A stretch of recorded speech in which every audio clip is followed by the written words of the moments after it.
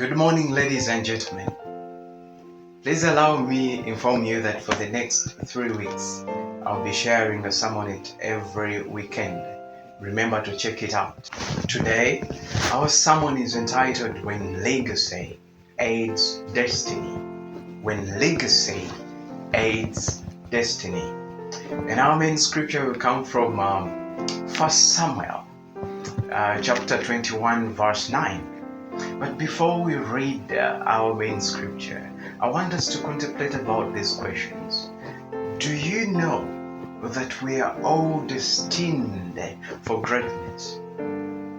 But do you know that for you to reach the purpose destiny, God's purposeful destiny for you, you have to make decisions that will help you to get there? Because we are here where we are because of the decisions and the things we did in the past. So surely and certainly what we do now determines how far we can go tomorrow. Anyway, let's read 1 Samuel chapter 21 verse 9. It says, "The priest replied, the sword of Goliath, the Philistine, whom you killed in the valley of Elah, is here. It is wrapped in a cloth behind the ephod. If you want it, take it. There is no sword here but that one." And David said, "There is none like it. Give it to me." So today we are going to learn some lessons from a story of a man the Bible calls a man after God's heart. So let's get a background. Let's dress this sermon with a background. David was a young, tender, handsome man, anointed by God through Samuel. The Bible tells us that David started his service with Saul by playing a music instrument called a lyre. Whenever Saul would have an evil spirit come over him, David would come and play the lyre, which would soothe him. Most of you only know David during the story of Goliath. But before Goliath, actually David had served Saul before. Anyway, let's go to the story that you all want, the story of Goliath. We all know the story. David killed Goliath with a stone, and after killing him, he got his sword and cut off his head. I want to read to you some verses about whether David had served Saul before the war. Please go to chapter 16 of 1 Samuel, and that is verse 21 to 23. But I want to read you from verse 17, chapter 15. It says, "But David went back and forth from Saul to tend his father's sheep at Bethlehem." It means he was doing two jobs, tending after his father's sheep and also working with Saul. But let's go quickly to verse 55. It is the most interesting one that I want. Actually, let's read 54 from chapter 17. "David took the Philistines' head and brought it to Jerusalem, and he put the Philistines' weapons in his own tent." So after killing Goliath, David took his weapons and put it in his tent. That is the last time you got to know about David's weapon. And I want you to know that because it is going to be interesting and relevant in our sermon. And then later, Saul becomes so jealous of David. We know the story. And David had to prove to Jonathan that his father Saul wanted to kill him. After proving that his father wanted to kill him, Jonathan allowed his best friend David to flee. But where did David go? That is where our sermon begins, in chapter 21 of 1 Samuel. "And David went to Nob, to Ahimelech, the priest. Ahimelech trembled when he met him and asked, 'Why are you alone? Why is no one with you?'" Let's first pause there. And I want to ask you a question. What do people know about you? How do people recognize you? What do people identify you with? Just think about that. I'm not going to talk about it. Anyway, David replied to him that the king has sent me on a mission and said to me that no one is to know anything about the mission I am sending you on. As for my men, I have told them to wait for me at a certain place. That is David. The question is, what is David interested in? Why did David come to the priest? And what you should also think about, in the event of trouble, in the event that you have problems, where do you run to? Do you run to a priest, or you actually run to a shrine? Do you run to some drunkards? Do you run to some bars? You want to save your marriage. It might end up in divorce, and you want advice. And you choose to go to seek advice from a woman who has divorced 2 men, or for a man who has been caught cheating for the last 4 times, about 4 times. You want to know how to progress your career, and you're looking for advice from a retiree who was actually not a retiree, who was fired for mishandling funds and resources. Where do you run to in times of trouble? Anyway, verse 3 tells us why David chose to come. One of the reasons why David chose to come to the priest. Of course, it was the right place. But also he says, now then, what do you have on hand? Give me 5 loaves of bread, or whatever you can find. David wanted supplies because he knew he was going to flee. He was going in the exile. He didn't know whether what he has is enough for him. But the priest answered David, I don't have any ordinary bread on hand. However, there is some consecrated bread, provided that the men have kept themselves from women. David replied, indeed, women have been kept from us. As usual, whenever I set out, the men's bodies are holy. Please note, David says, whenever I set out, as usual, whenever I set out. It means it was a norm, it was a custom. The men's bodies are holy, even on missions that are not holy. Let's first stop there. When you are going to do God's work, do you consecrate yourself? When you are going to appear at the pulpit, when you are going to preach, when you are going to do good to someone, do you consecrate yourself? Most of you say, yes, we repent, and after repenting, we go and pray and prepare ourselves to serve at the pulpit. How about for missions that are not holy?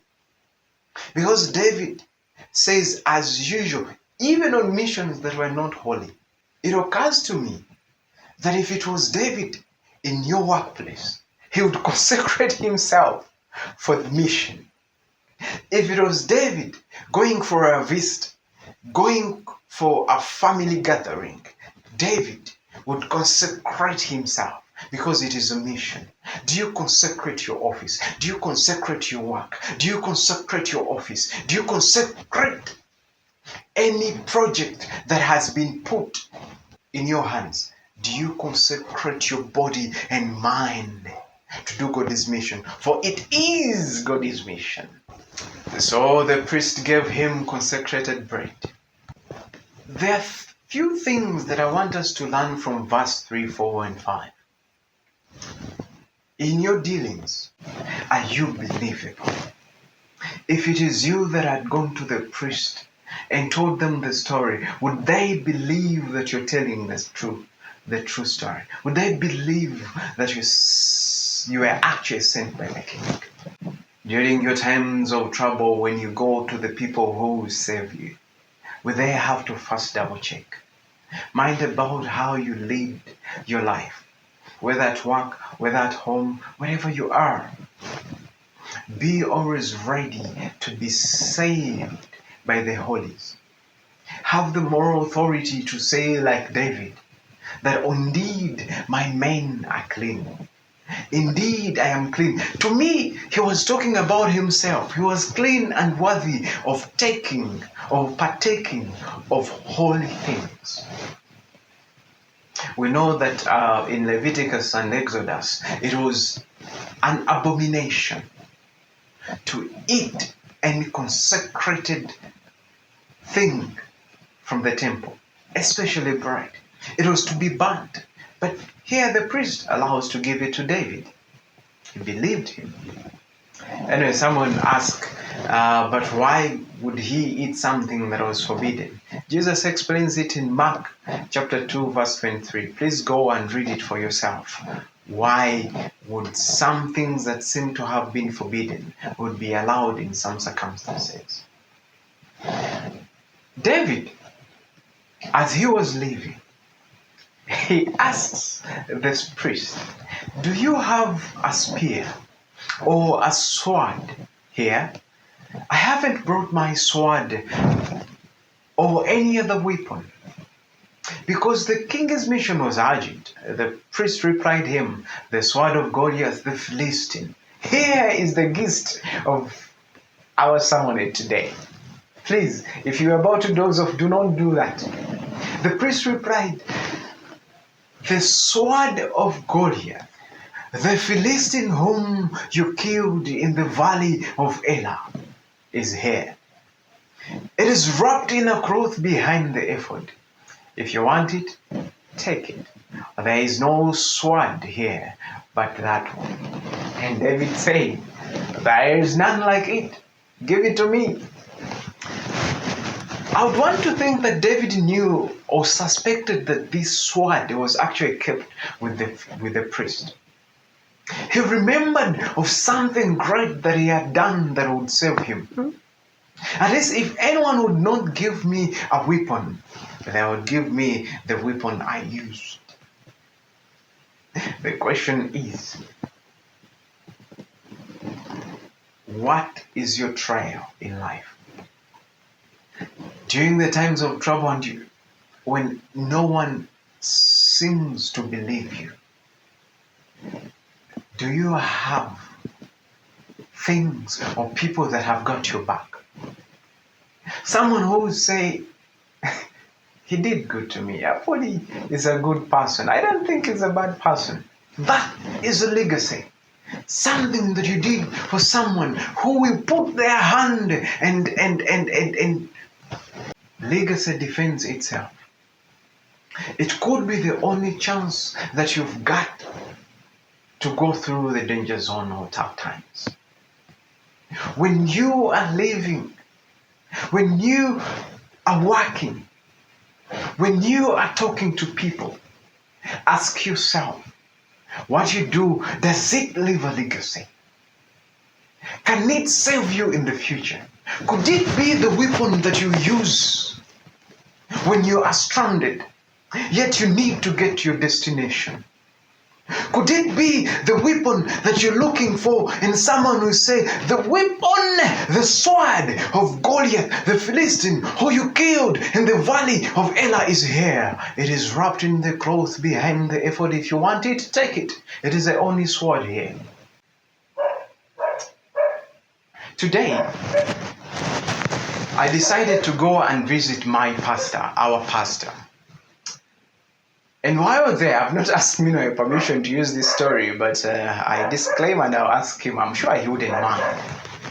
He told us when the president had passed the curfew, one day, after the president had passed the curfew, one day he was riding from his garden. He had gotten a motorbike because they had banned use of cars. But after 7, he realized that the curfew had checked him. But being a pastor, he had faith in God that God will lead him through up to his home without any trouble with security men. When he reached Namugongo, before he sloped to the Catholic shrine, his motorbike got problems and a plug got out and it couldn't move anymore. He looked for the plug, he couldn't see it. And then he realized that he was stranded at the road, at the branch from the road, which leads to an elderly that he knows. He was worshipped with those people. And when he was a deacon at that time, he used to visit them. And then he decided to push his bike and his food down to the elderly home. They welcomed him. He spent a night.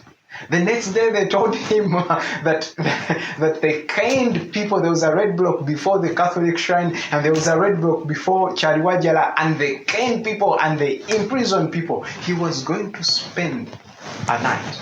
If only that car, if only that ride, that bike did not break down.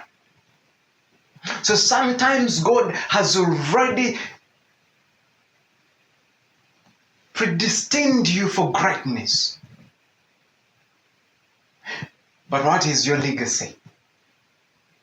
He has already decided that the pastor is going to be safeguarded from being beaten. And so he had decided that this motorbike, for him not to be beaten and imprisoned, it has to go down. It has to break down. But at that moment, if this pastor, when he was a deacon, in the congregation of the elderly, this elderly lady, he would not have had the audacity to walk down. And maybe even if he did, they would not have accommodated him for the night. Your legacy could be the bridge to your destiny. When legacy aids destiny. Anyway, we learned that after David had secured a weapon, that day he left and fled to Achish, king of Gath. Imagine the courage, the boldness, the audacity, the desperation. The desperation. In chapter 17 of 1 Samuel, verse about 4, the Bible tells us that there was a Philistine, a giant, a fighter, named Goliath from Gath. David is fleeing to Achish, the king of Goliath, the one he killed with the sword he has. Follow me closely. But the servants of Achish said, "Isn't this David, the king of the land? Isn't he the one they sing about in their dances? So has slain his 1,000 and David his 10,000. Of course, David by then was not yet a king. But because of the things he had done, he had attained fame. Now this is fame taking him down. If only people could not recognize him, he wouldn't have been afraid. And that's why I want you to learn from today that your work, the success in your career, the money that you have on your bank account, the fame that you've achieved from singing, from preaching, whatever you do is useless. It can actually be disastrous in times when you need it. When you think it would save you, it will be a tool of massive destruction against yourself. So it is not what you have achieved. It is how you use what you have achieved. But the most interesting lesson, and the lesson that I want you to take, every one of you, to take from this, is that sometimes the enemy zone is the safest place to go. Sometimes it is your wife who wants to poison you. Sometimes it is that man that you do not want to divorce that actually is going to injure you. That is, if he doesn't kill you. Sometimes the person that you have groomed to be your assistant is the one who wants to get you fired from work. Sometimes the enemy within is deadlier than the enemy without. I have a friend. The times I used to be in politics, I had a friend. He was called Emmanuel. Emmanuel, at all his political rallies or talks, he loved this statement, and I quote, that when you see a rat running through a fire, just know that what is chasing the rat is hotter than the fire. So if the ones who are your friends, your own king is chasing you and you're like David, you have been serving the devil and you have been blasphemous against God, against the Christian church, even when they seem to have hated you because you have so immensely talked against them. They could be the people they need. It is Jesus who is your friend that you need now. Come. Even sometimes the enemy within ourselves is deadlier, that we need Jesus to save us from ourselves. Sometimes you need counseling from church or from your pastor, but it's the same people that take the lugambo, that gossip about what you told them. And so you may need to go out to look for another counselor, for the enemy within is deadlier and more dangerous than the enemy without. Sometimes your own children have conspired against you. Sometimes it is your parents that are failing you from marrying that person that you love, even when they don't have any reason. The enemy within is troubling you than the enemy without. And at times the safest place to go seems to be the enemy's zone. I am not saying that now do evil things and go to the devil. No. I am saying that sometimes leaving that house before you are killed could be better, even when everyone will be against you. That sometimes seeing a professional counselor instead of a pastor is better, because the enemy within could be more dangerous. That sometimes the people you believed that do not like you at your workplace could be the people that you now need to talk to, because the one you trusted most could be the one against you. Your wife could be the one spreading all rumors about you, and you're losing your reputation every day. But it is your wife that cannot keep her mouth shut. David heard these words and took them to heart, and was very much afraid, verse 12 tells us, of the king of Gath. So he pretended to be insane in their presence. When he was in their hands, he acted like a madman, making marks on the doors of the gate and letting saliva run in his beard. And Achish said to his servants, "Look at the man. He is insane. Look at the man, he's insane. Why bring him to me? Am I so short of madmen that you have to bring this fellow here to carry on like this in front of? Did he have to come to my house?" The king is furious. And I want you to know that at times the best strategy, the wisest strategy to pull off before your adversary is to act stupid or mad. Sometimes even when you know the truth, even when you know you are right, when you have a wrangle, a dispute, or a disagreement, sometimes keeping silent and acting stupid is the wisest decision you can take. When your husband wants to make you look like a fool, the best decision could be acting actually like one. As a man, you need to know when you're losing your battle. When you realize that all the people at your workplace have conspired against you, at times the best thing to do is to keep quiet and neutralize the competition that there is. Because when you remove the competition, they'll let you go. Neutralize your competition. Act mad and stupid. It doesn't mean that you are. As I conclude, there is a great man and a great leader. I won't say his name because it might dilute my message. He says there are three things that you can live for in life. One is a record. Two, you live to live history. Three is a legacy. He says a record is when on your birth certificate, the record that you were given birth to, you graduated, you worked, and you're buried. And even on your gravestone, they write RIP. Some of you write the RIP. RIP Apuli Babigumira. He lived from 1990 to 2000 something. That's a record. But you can also live a history. That you were the first person who graduated in your village. But you can also be the first minister of something. You can be the person who has killed the biggest number of human beings. It could be that you made something tangible and it is written down in history. But he said the most important thing that you have to leave, everyone has to leave, is a legacy. And then he described a legacy through an answer to a question that he was asked. That if he was told that he is dying tomorrow, what would he do?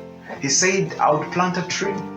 Because when I plant a tree, I know that one day someone will be stressed under the hardness of the sun rays and take shelter under the branches of that tree. And they will thank the person they don't know that planted the tree. A boy will be hungry. And from that tree there will be a fruit that he will pick and eat and thank whosoever planted the tree. Live your life to leave a legacy.